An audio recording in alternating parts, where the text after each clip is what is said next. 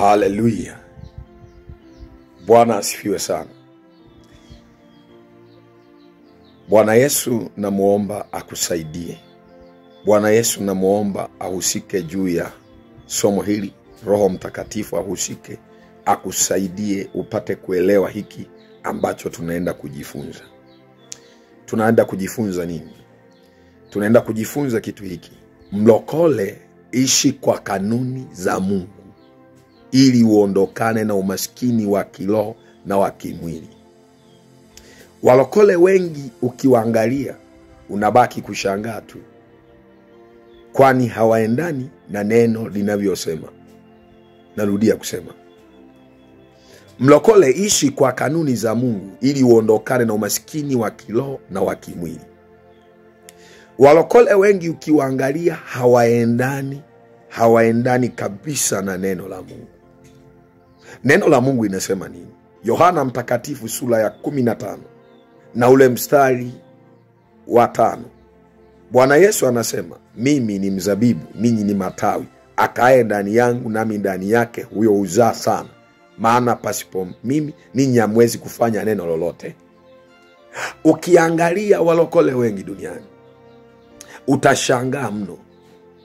Utashangaa kwa sababu gani? Wamejaa umaskini wa kiroho, wamejaa umaskini wa kimwili. Sasa tunamfanya Yesu awe muongo. Nawaambia kweli, neno la Mungu tunaamini ni kweli. Yesu amesema akae ndani yangu nami ndani yake, huyo huzaa sana. Maana pasipo mimi ninyi hamwezi kufanya neno lolote. Sasa kama ni hivyo Yesu anavyosema ni kweli, na tunaamini neno la Mungu ni kweli, maana Kristo mwenyewe ndiye aliyetuthibitishia hili neno ni kweli. Amesema Yohana Mtakatifu sura ya 17 mstari ule wa 16 na wa 17, anasema wao si wa ulimwengu kama mimi nisivyo ulimwengu. Watakase kwa ile kweli, neno lako ndio kweli. Neno la Mungu ni kweli. Yesu Kristo ametuthibitishia hili. Kama neno la Mungu ni kweli, sasa kwa nini walokole tuko tofauti na hili neno? Maana yake ukiangalia walokole wengi ulimwenguni, ukiangalia hasa nchi za Afrika, ukiangalia hata katika nchi yetu, utashangaa sana. Kwa nini unapata kushangaa sana? Kwa sababu hawaendani na neno. Kwa sababu kama Kristo amesema kwamba yeye ni mzabibu, sisi ni matawi, tukikaa ndani yake na yeye ndani yetu, sisi hata na yeye ndani yetu, na sisi tutaweza kuzaa sana. Kwa nini hatuzai sana? Maana yake anamaanisha tutafanikiwa sana. Tutafanikiwa. Kwa nini hatufanikiwi? Sikiliza, sababu ni hii. Walokole wengi hatuishi kwa kanuni za Mungu. Bwana asifiwe. Hatuishi kwa kanuni za Mungu. Utanielewa tu. Nakwambia ukweli.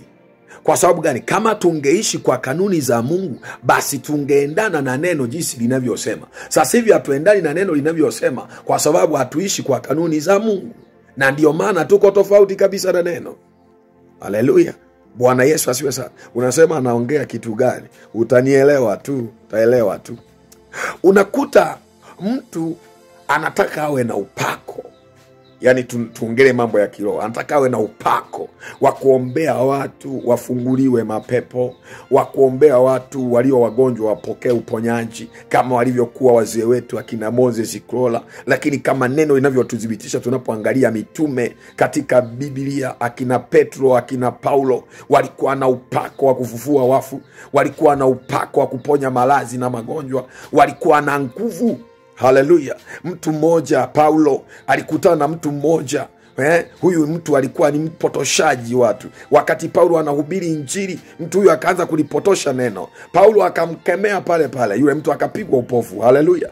Leo tupate watumishi wa namna hii wapi? Ni kwa sababu hatuishi kwa kanuni za Mungu.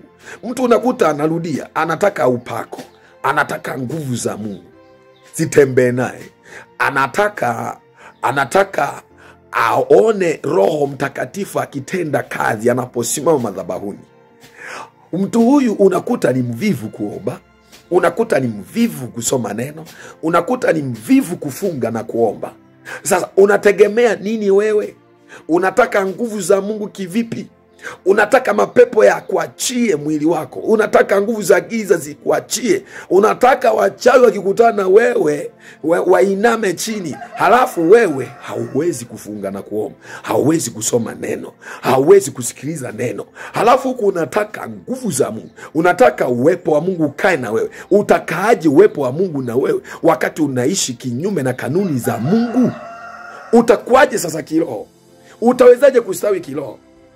Hawezi ukastawi kiroho. Yesu anasema katika Yohana 15 na ule mstari wa 7, anasema hivi, ninyi mkikaa ndani yangu na maneno yangu yakikaa ndani yenu, ombeni mtakao lote nanyi mtatendewa. Bwana Yesu asifiwe sana. Lakini Yoshua, Mungu anamwambia Yoshua kitu gani? Anaambiwa nini Yoshua ili apate kustawi na kufanikiwa? Anaambiwa kitu gani Yoshua ili njia yake ifanikishe? Nini anachomwambia Mungu Yoshua?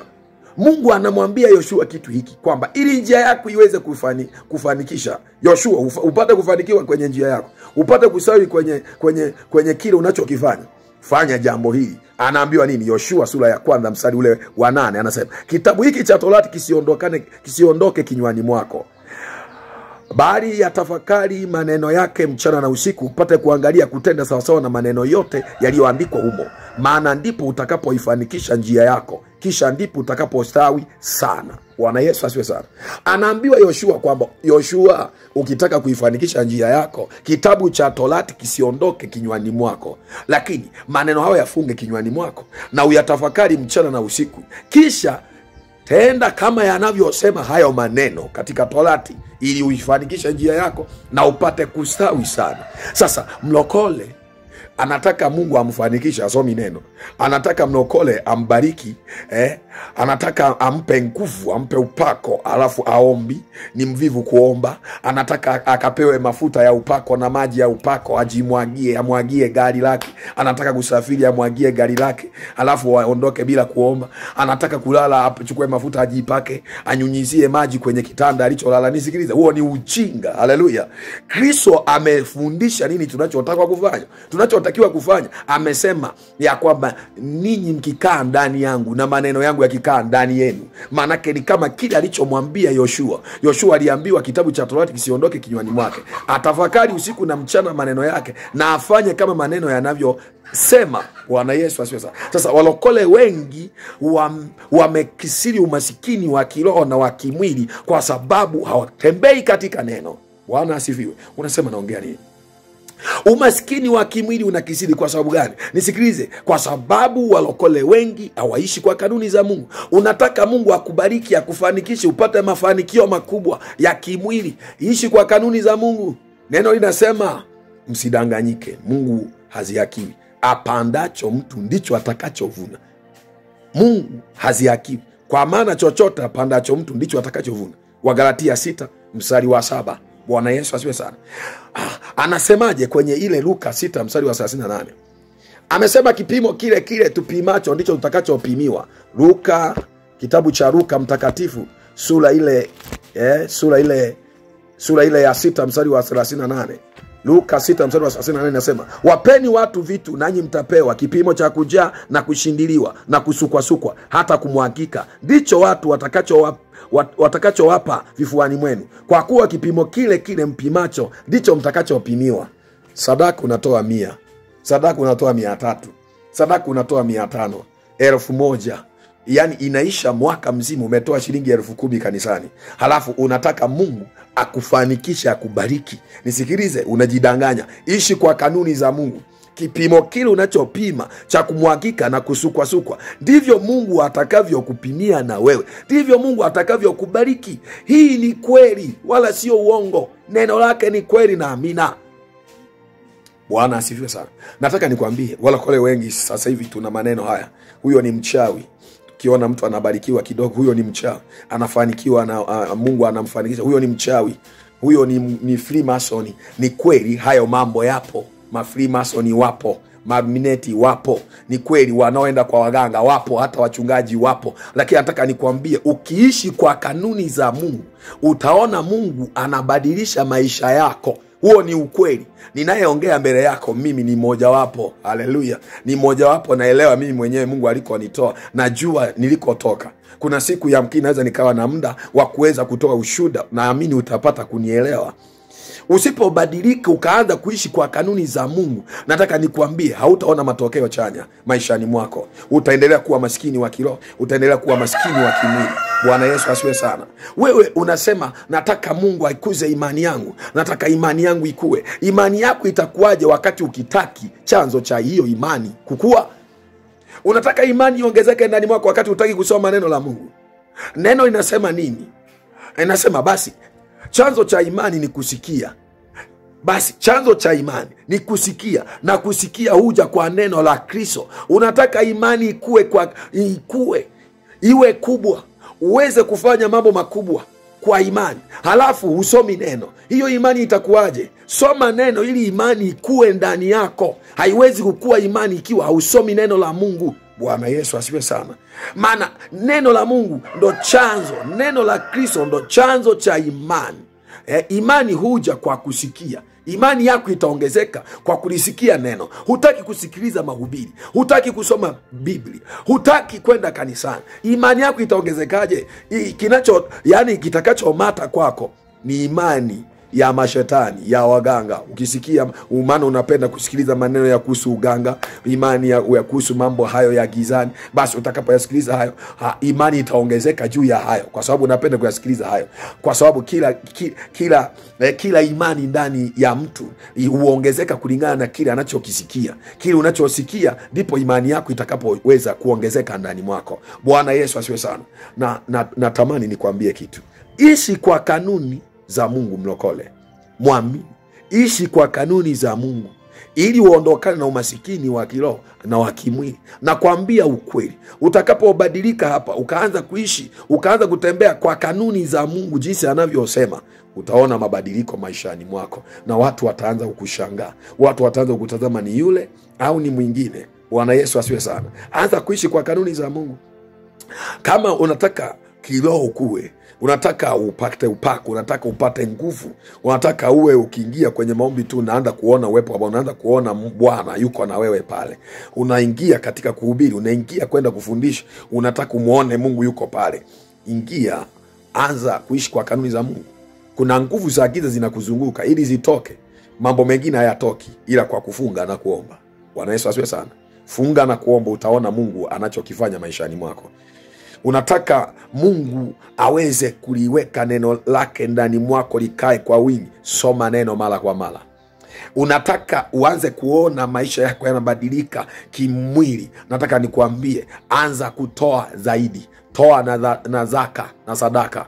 Neno la Mungu linasema tunatakiwa tupeleke zaka ghalani mwake Mungu aliye hai, zilizo kamili. Unajua wewe tatizo lako unasikiliza mafundisho ya uongo kwenye mitandao. Ni kweli na mimi nafundisha hapa mitandaoni, lakini unasikiliza mafundisho ya uongo, ndio maana yamekupotosha. Unaambiwa usitoe zaka na wewe unakubali. Matokeo yake ni matatizo yanaongezeka nyumbani mwako. Matokeo yake hata kazini kwako hakuna amani. Matokeo yake umefukuzwa kazi. Matokeo yake upate kazi. Matokeo yake ni balaa, ni mikosi na nuksi zinaendelea nyumbani mwako na kwenye biashara zako na kwenye miradi yako. Matokeo yake kila kitu kimeshindikana, kila kitu kimeharibika. Kwa sababu gani? Umesikiliza mafundisho ya uongo. Nisikilize, utakapotoa zaka, ukisoma neno Malaki sura ya 3 mstari wa 8 mpaka 11, utaelewa ninachokuambia. Malaki 3 mstari wa 8 mpaka wa 11.